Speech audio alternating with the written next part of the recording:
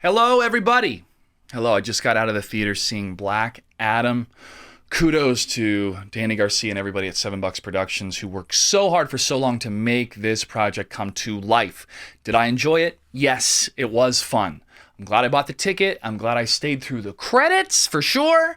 And I'm super happy that Dwayne Johnson was able to bring this character to life and to add something to the omnibus of comic book films, right? There are so many now. So it's tough to enter the fray with the first ever representation of Black Adam in film. We've had him in video games for sure. Injustice, man, he was so OP. He was so overpowered. I'm glad he finally got buffed.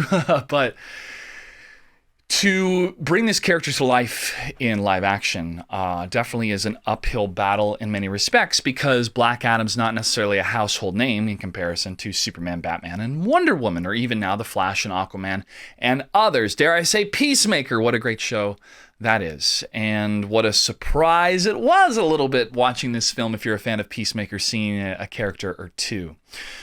Overall, this film really leans into spectacle, and when it comes to spectacle, it nailed it. It really did. There was a number of different scenes and action sequences where you know they're in front of a green screen, but in terms of the violence and what was at stake, and that this character right here is not afraid to kill, added this morality question to where the other characters from the Justice Society of America were able to help propose and answer that question within the context of Kahndaq and Black Adam. So Dwayne Johnson, I mean, he really brings it. I was a bit kind of like, what are we doing without having the pointed ears? That's canon and lore. They did change some other things from the comic books, but was like the spirit and essence of Black Adam there. Yes. And in terms of how he fits in the world of Shazam, did it feel like he was a part of it? Yeah, I mean, there wasn't really a mention to the first film outside of seeing a character or two that is important to the history of Black Adam and also the history of Shazam. So seeing those scenes wasn't maybe as interconnected as I would have liked, but that's okay. I mean, Dwayne Johnson, again, is trying to lift this Black Adam franchise with some loose connections here and there, but still connecting to the DCEU. And this is what was, I think, the most captivating part about it, including the last couple seconds of the film during the credit sequence. Whoo-wee! You talk about electricity. You felt the electricity in the room when that scene happened, okay? No spoilers. But this, I think, is a bigger question that is going to be answered, or at least is being asked by the public and by others.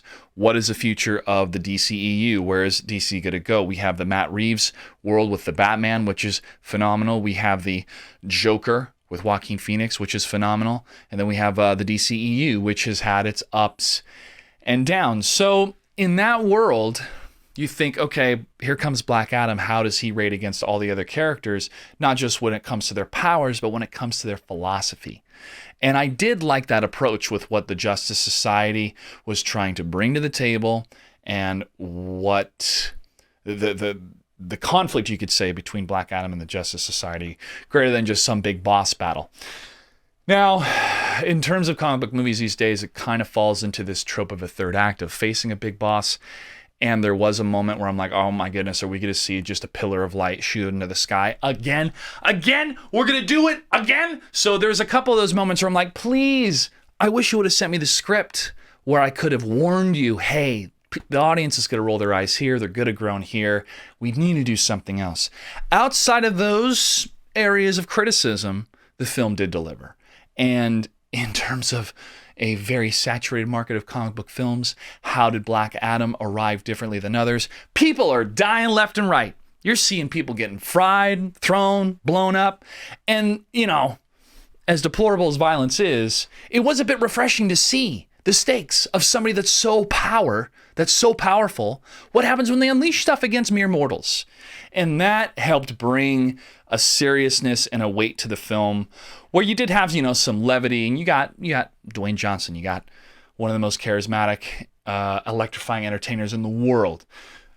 Also, a couple elements of conversation brought up in the film was, well, where had these heroes been in a place like Kahndaq, which has been continually overrun, invaded, and their natural resources taken, etc., etc., etc., right? We've seen this story and heard this story many times. Unfortunately, not a lot of superheroes are there to save the day. But what if they were? What if they were? What if Superman could stop World War III? What if Black Adam could stop a certain conflict in a part of the world? These are weighted discussions that does bring the comic book world into more of a reality, where sometimes it doesn't fit because we want to escape. Other times it does fit when you have writers that are able to handle the weight of such a conversation. Is Black Adam that movie? Kinda. It doesn't go into the deeper politics of what it would mean, as I think Batman v Superman did try to explore. But I'm happy that it had those voices and it had that type of perspective from that place in the world, even it being fanciful, what it would mean if there really were metahumans running around and how that could possibly change current conflicts and situations. The standout character for me outside of Black Adam is Pierce Brosnan. Dr. Fate has just been one of these really cool characters on the sidelines of DC that we have seen in the video games with Injustice 2. And Dr. Fate was one of the characters I was super excited about in Injustice 2. He was a little underpowered, but that's in the past. I think what Pierce Brosnan brought was gravitas in a good way, and I think not fully utilized, but used in a way that was good. I mean, definitely great. Left you with a smile on your face to see Dr. Fate in action. But I wanted more, and maybe a little bit more of the interwoven fate amidst all of our characters. Cyclone and Atom Smasher were fine. I mean, they were fun. Little bit of the comedic relief there that I think could have used a polish or two in the script, but both the actors did a great job, and they felt like it felt like a team. It didn't go into any like quirky montages or any stuff like that in order for them to bond as a team. You just felt like, hey, this is what they do. They have these powers. They're trying to work together to make this stuff done. So I appreciated that level of professionalism when it came to the Justice Society. I could have just used a little bit more character interactions or stakes and weight into the overall story, to have them sit down and discuss almost like a council. What should we do? Why haven't we been operating in Kahndaq? What should happen to the fate of these people? How can we help them out outside of, Black Adam as a figure? What happens if he's not a guardian? Just a lot of things that could have made the world a little bit bigger, and how the Justice Society were trying to operate, or even Amanda Waller maybe trying to operate on a larger plane, if you will. Amanda Waller, she knows what's going on just about everywhere in the world. So I'm happy to see Viola Davis continue in her role with such a character, and I want more. So that's the big question. Will we see a re-aim, if you will, of the DCEU, depending on the success of this film? I hope so. I sincerely hope so, because amidst all the ups and downs that cinematic universe has had over the years, there are some real gems. And the ending of Zack Snyder's Justice League, with all of them banding together to take down the bad guy, is so good. It's so good. And it creates this image of all of them banding together and knowing that there's a greater threat out there in the universe.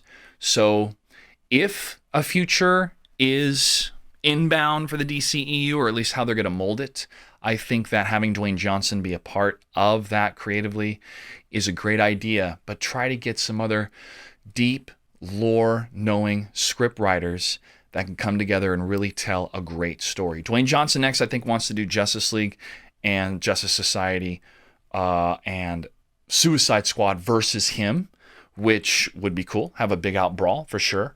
But if Darkseid is still out there somewhere, then that's going to be in the back of our minds collectively as an audience, knowing like, how are they going to team up to stop Darkseid? Because this dude is crazy powerful, especially if he gets the anti-life equation, right? So that's where we're going to have to see where things go. Is the interconnectivity of the DCU going to continue amidst these characters for good or ill, and hopefully turn some things around? We can pursue a world where Henry Cavill is in Man of Steel 2, or will they make some serious changes? we shall see. I'd love to hear your thoughts down below in the comments. What did you think of this film? Did you enjoy the spectacle? What did you think of the story? Do you want to see more Black Adam? What would you like to see in a sequel? And what do you think needs to be done in order for the DCEU to really bring the audience back and tell more captivating, interconnected stories? Thanks for watching. I'll see you next time.